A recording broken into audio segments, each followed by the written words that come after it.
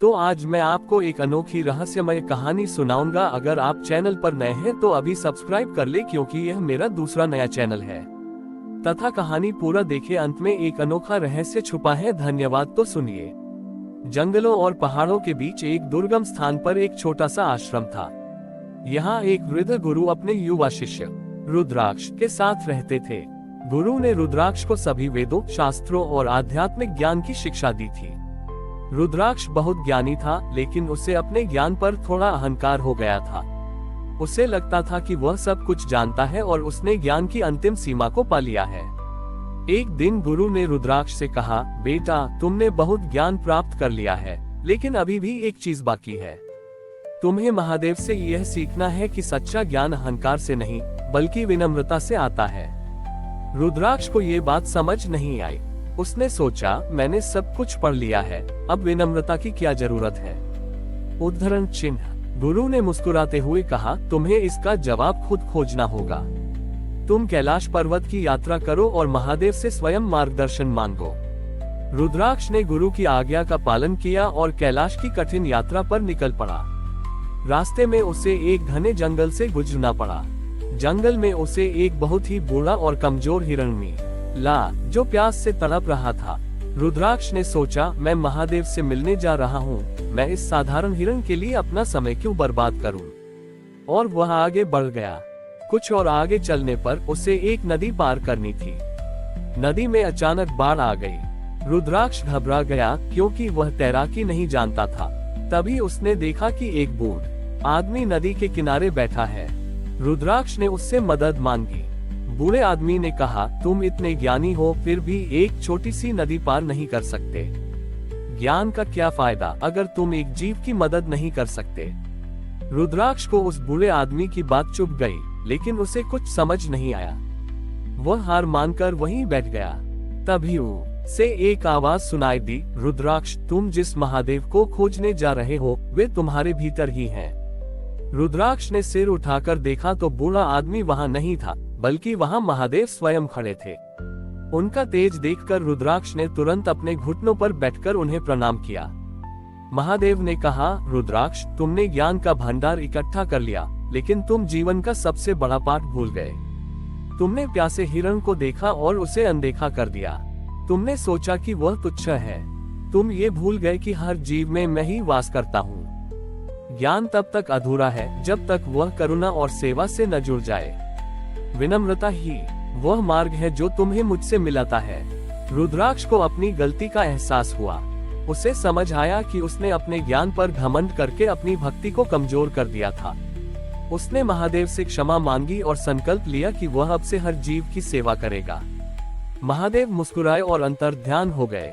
रुद्राक्ष वापस अपने गुरु के पास लौट आया। उसने अपनी यात्रा और महादेव से हुई भेंट के बारे में सब कुछ बताया। उस दिन से रुद्राक्ष ने अपना जीवन लोगों और जानवरों की सेवा में समर्पित कर दिया। वह एक सच्चा ज्ञानी और एक विनम्र भक्त बन गया। इस कहानी से हमें ये सीख मिलती है कि असली ज्ञान वह नहीं जो हम किताबों से सीखते हैं, बल्कि वह है जो हमें दूसरों के प्रति करुणा और सेवा भाव सिखाता है। रुद्राक्ष अपने गुरु के पास लौट आया। वह अब पहले जैसा ज्ञानी और अहंकारी शिष्य नहीं था, बल्कि एक विनम्र और करुणा से भरा हुआ इंसान बन चुका था।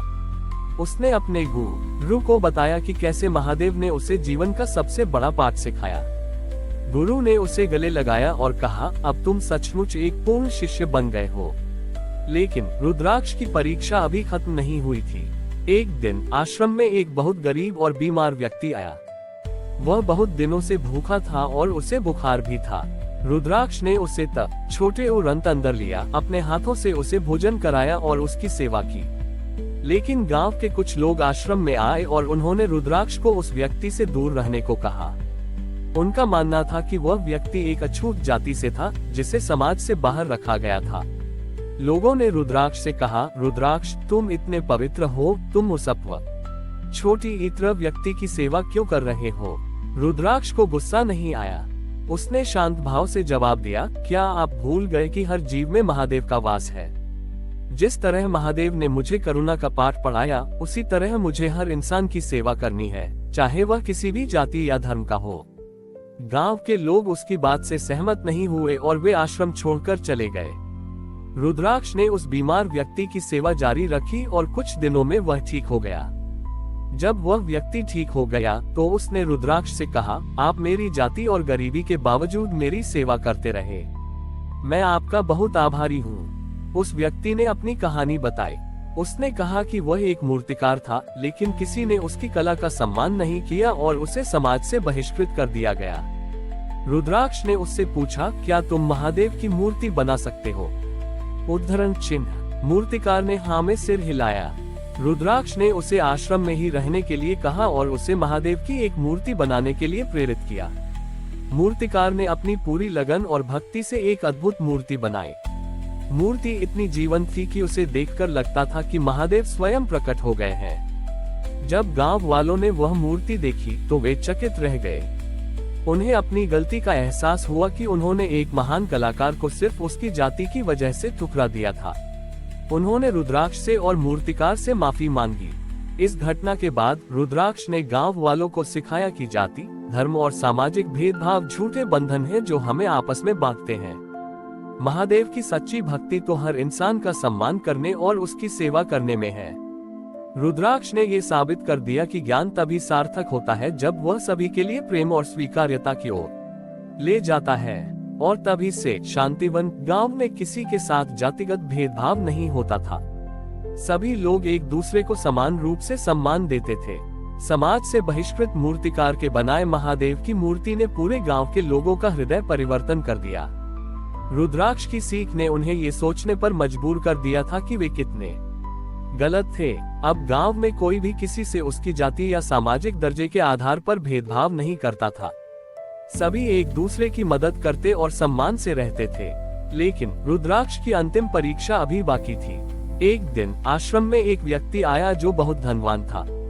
वह अपने सोने चांदी के गहने और रेशमी कपड़े दिखा रहा था और कह रहा था कि उसने महादेव के दर्शन करने के लिए एक विशाल मंदिर बनवाया है। वह रुद्राक्ष से बोला, मैं बहुत धनी हूँ और मैंने महादेव के लिए बहुत कुछ किया है। मैं उनके सबसे प्रिय भक्तों में से हूँ।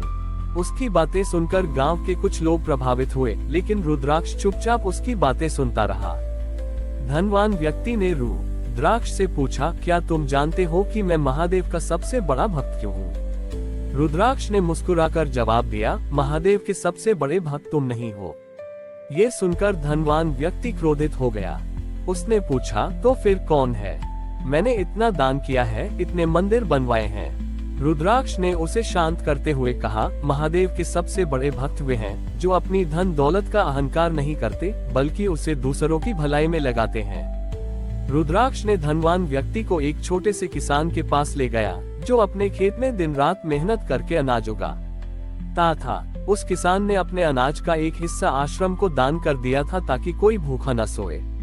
रुद्राक्ष ने धनवान व्यक्ति से कहा, ये किसान अपने खून पसीने की कमाई से दान करता है और बदले में कुछ नहीं चाहता। तुम दान करके अपनी बड़ाई करते हो और बदले में सम्मान और प्रशंसा चाहते हो। महादेव को दिखावा नहीं बल्कि सच्ची भावना पसंद है। उस धनवान व्यक्ति को अपनी गलती का एहसास हुआ।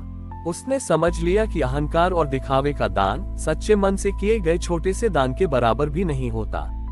उसने रुद्राक्ष और उस किसान से माफी मांगी। इस घटना के बाद रुद्राक्ष ने गांव वालों को समझाया कि सच्ची भक्ति का मतलब है त्याग और समर्पण।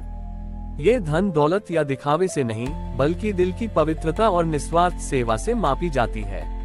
रुद्राक्ष ने अपने जीवन के अनुभवों से यह साबित कर दिया कि महादेव की भक्ति सिर्फ मंदिर में ही नहीं, बल्कि हर इंसान की सेवा और हर जीव के प्रति करुणा में है, और यही सच्चा धर्म है।